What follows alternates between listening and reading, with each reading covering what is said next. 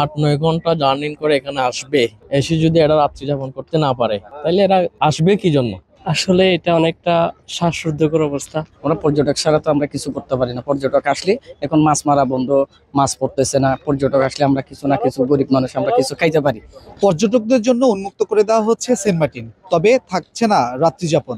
সে কারণে এখানকার যারা ব্যবসায়ীরা রয়েছেন এবং স্থানীয় যারা এই পর্যটন শিল্পের দিকে তাকিয়ে থাকে, সেই সকল মানুষ কি ভাবছে বা কতটুকুই তাদের এই পর্যটন শিল্পের মাধ্যমে তাদের জীবনের চাকা ঘুরবে, সেই তথ্যগুলো তুলে ধরতে সঙ্গে রয়েছে আমি মোহাম্মদ রায়হান হোসেন। আপনারা দেখছেন কালের কণ্ঠ। এই যে নভেম্বরে ও রাত্রি যাপন করার ব্যবস্থা করে দেয়, না হলে একদম এই বন্ধ করে দেওয়া হয়।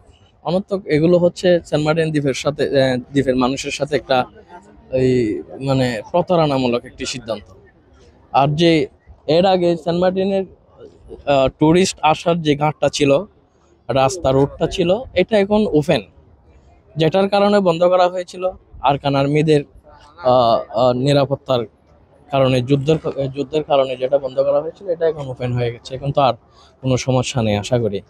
তো এখন যদি টেকনাফ থেকে পর্যটক আসার ব্যবস্থা করা হয়, অন্তত যারা আসবে দিনে এসে দিনে চলে যাবে, এরাও কিছুটা হলেও আশা করি সময় পাবে সেন্ট মার্টিনের কিছুটা মূল দৃশ্য দেখার জন্য। 8-9 ঘন্টা জার্নি করে এখানে আসবে, এসে যদি এরা রাত্রি যাপন করতে না পারে তাহলে এরা আসবে কি জন্য?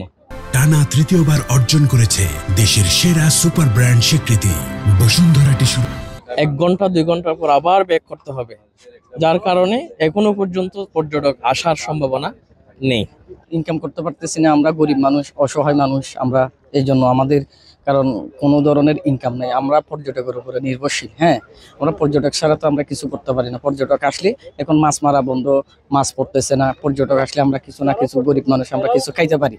এটা পর্যটক আসলে আমাদের জন্য একটু সুবিধা হয়। এই জন্য আমাদের বাচ্চাগুলি লেখাপড়া করতে পারি ইনকাম করতে পারলে। এখন তো আমরা বেকারই বসে আছি। আসলে এটা অনেকটা শ্বাসরুদ্ধকর অবস্থা। আমরা আগে 6 মাস ব্যবসা করে হচ্ছে যে টাকা আর্ন করতাম, ওইটা নিজেদের খরচ ক্যারি করার পরে অবশিষ্ট টাকাগুলো আমরা পরবর্তী বছরের জন্য সঞ্চয় হিসেবে রাখতাম। কিন্তু এখন যে অবস্থা দেখতেছি, মানুষ তো উপার্জন তো করতে পারবে না।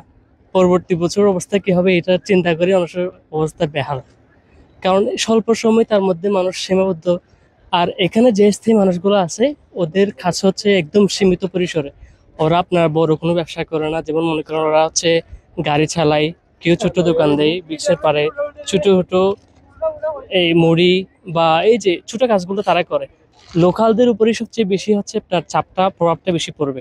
কারণ আপনার যারা বড় রিসোর্ট ব্যবসায়ী আছে, তারা কিন্তু মনে করেন যে তাদের বাহিরে আবার কোথাও দেখবেন যে অন্য একটা সাইডে ওরা আর্ন করতে পারতেছে, ওদের পরিবার চলবে। কিন্তু যে দ্বীপের যে মানুষগুলো আছে তাদের বেশিরভাগই হচ্ছে টুরিস্টের উপর নির্ভরশীল। এখানে বেশিরভাগ ছেলে মেয়ে হচ্ছে 2-3 মাস হচ্ছে আর্ন করে, তারপর ওই টাকা নিয়ে হচ্ছে পরিবার চালায়, নিজের এই যে শিক্ষা জীবন বলেন সব দিকে বের হয়।